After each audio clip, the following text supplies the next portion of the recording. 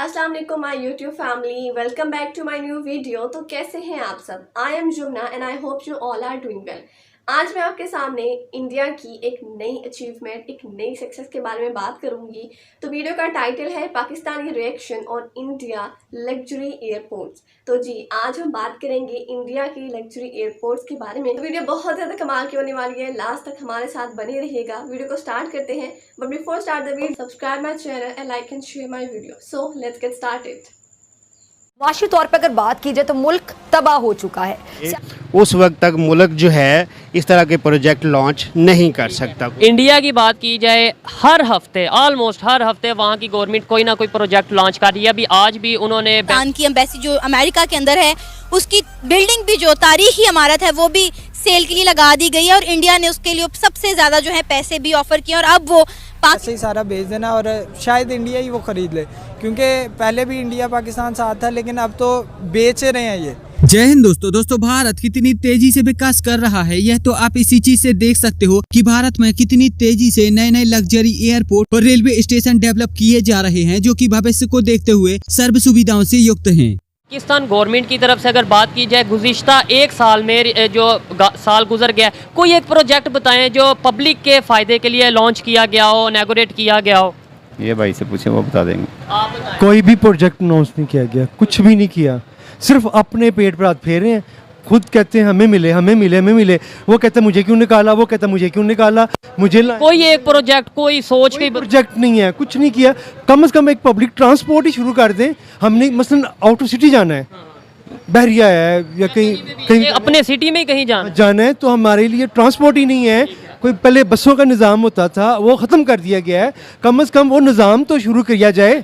India की अगर बात की जाए, आज भी उनके जो प्राइम मिनिस्टर हैं उन्होंने इंटरनेशनल एयरपोर्ट में उसकी जो लॉन्च किया है, इनॉग्रेट किया है, ठीक है, टर्मिनल 2 किया है। और हर हफ्ते कोई ना कोई वो बड़ा प्रोजेक्ट पब्लिक के लिए, कभी ट्रांसपोर्ट के हवाले से, कभी किसी हवाले से वो इनॉग्रेट करते रहते हैं। क्या वजह है, हमारे यहाँ पे क्यों नहीं हो रहा? हमें जो समझ आई है ना, वो वहाँ पर हुकूमत आती है अवाम के वोट से, हमारे यहाँ पर वो हुकूमत आती है अंपायर की उंगली से। अच्छा, वहाँ पे अवाम के वोट से आती है, वहाँ से अवाम के वोट से आती है, इसलिए अवाम की फलाह बहबूद के लिए काम किया जाता है। यहाँ पर अंपायर को खुश करने के लिए किया जाता है। वो आज़ाद मुल्क है इंडिया, हमारा भी तो किधर आज़ाद मुल्क है? कैसे, थोड़ा सा बताएं। क्या देखें ना, आज़ाद मुल्क हम होते तो आज हमारे वोट की अवाम इतनी निकली है बाग, हमारे वोट की वैल्यू होती। अब हाल ही में प्रधानमंत्री नरेंद्र मोदी जी ने चेन्नई एयरपोर्ट की एक और टर्मिनल का उद्घाटन किया है।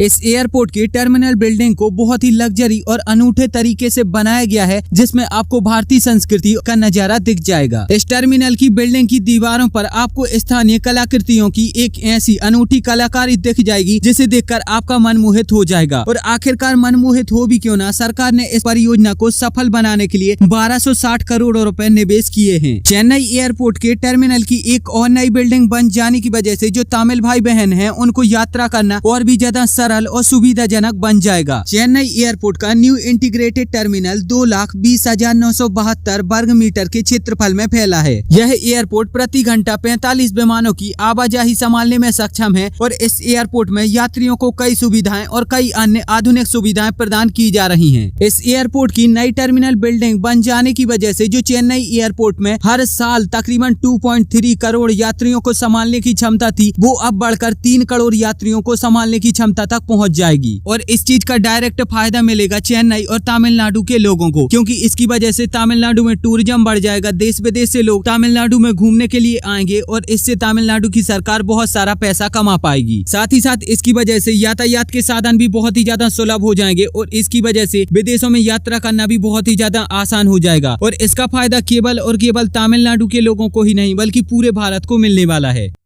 हालांकि अब अगर आपको हमारी वीडियो अच्छी लगती है तो प्लीज इस चैनल को सब्सक्राइब करके बेल आइकन भी दबा लीजिए और साथ ही साथ आप हमें इंस्टाग्राम पर भी फॉलो कर लीजिए। इसकी लिंक आपको डिस्क्रिप्शन में मिल जाएगी।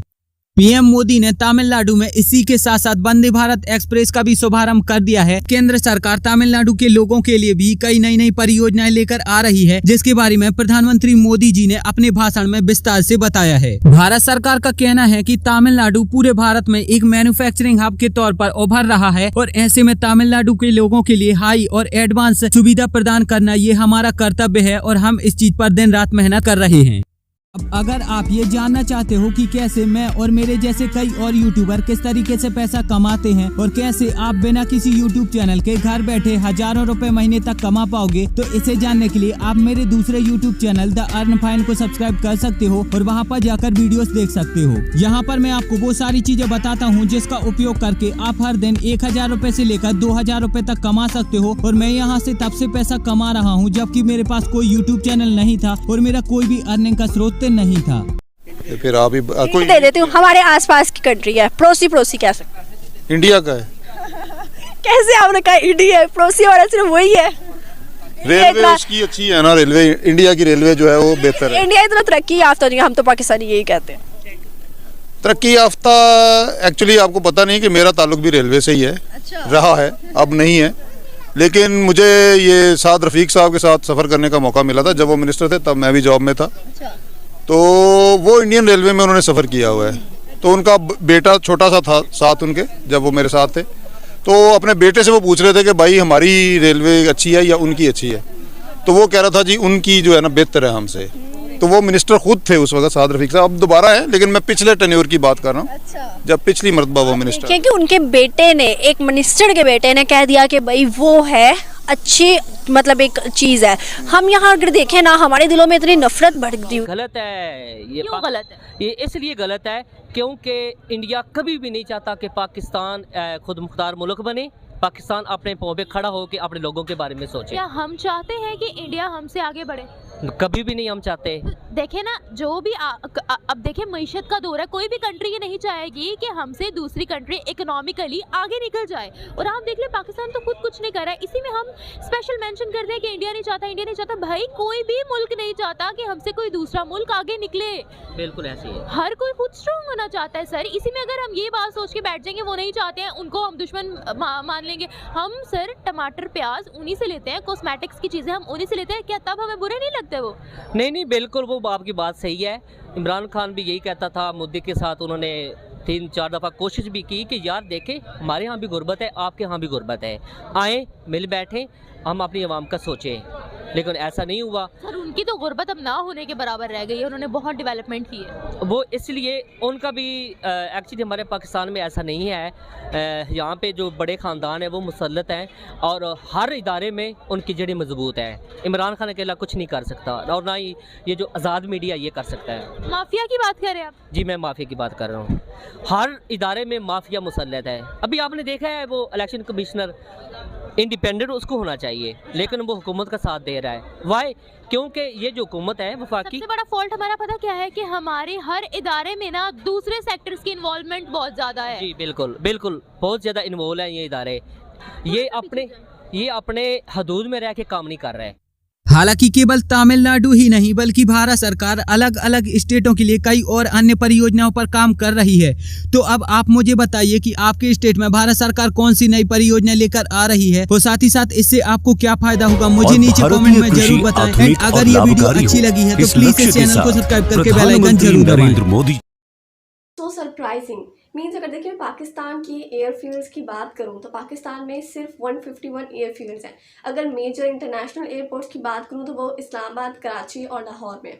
और इंटरनेशनल एयरपोर्ट्स की बात की जाए तो वो आई थिंक के दूसरे नॉर्मल सिटीज़ में जैसे मुल्तान, सियालकोट, बहावलपुर, इस तरह के सिटीज़ के अंदर सिर्फ इंटरनेशनल एयरपोर्ट्स आते हैं। तो यहाँ पर इंडिया के अंदर 400 प्लस जो है वो हमारे पास एयरपोर्ट्स देखने को मिले। एंड रिसेंटली यहाँ पर एक न्यूज़ भी आ चुकी है कि 2024 के अंदर 2024 में उनके पता नहीं 40 to 50 जो है वो एयरपोर्ट्स दोबारा लॉन्च हो चुके होंगे। It's so surprising. अब बात यहाँ आती है कि पाकिस्तान इंडिया की तरह तरक्की क्यों नहीं करता। अब देखिए अब जो हमारी पब्लिक होती है ना, कोई अगर आप सिंपली तौर पे एक टीचर भी है ना, क्लास में पढ़ा रहा है वो, अगर 1 साल के लिए स्टूडेंट्स पढ़ते हैं, तो अगर आप उस 1 साल के अंदर उस स्टूडेंट के लिए 6 दफ़ा टीचर बदलेंगे तो क्या वो स्टूडेंट कभी भी सही तरीके से कामयाब हो सकता है? ये चीज़ जो है वो हमारे पाकिस्तान में हो रही है कि हमारी जो गवर्नमेंट है वो आए रोज़ जो है वो इलेक्शन कर रही होती है और प्रेसिडेंट्स को, प्राइम मिनिस्टर्स को चेंज कर रही होती है। तो देखिए अब हमारे पाकिस्तान के अंदर हमारे प्राइम मिनिस्टर्स की क्या सोच बनी हुई है कि हम लोग अपना जितना मर्जी कमा लें, जो हमारी आवाम है वो सिंपली तौर पे मैं कहूँगी कि भाड़ में जाए, उसके लिए हमने कोई भी लग्जरीज जो है वो अरेंज नहीं करनी।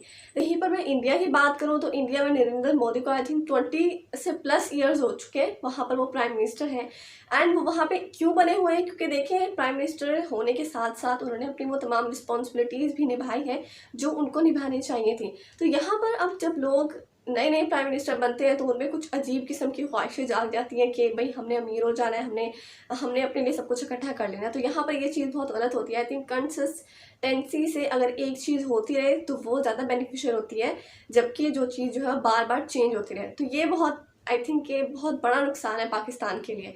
एंड अगर देखा जाए पाकिस्तान के एयरपोर्ट्स के अंदर, तो पाकिस्तान के एयरपोर्ट्स के बारे में लोग कहते हैं कि प्रॉब्लम्स कहीं ना कहीं फेस हो रही होती है पाकिस्तान के एयरपोर्ट्स के अंदर। एंड बहुत से जो है वो सऊदी और चाइना जो है वो ले चुका है, अपने कब्जे में कर चुका है, और बहुत सी इंडस्ट्रीज जो हैं वो भी बाहरले मुल्कों के लोग जो हैं वो परचेज़ कर चुके हैं।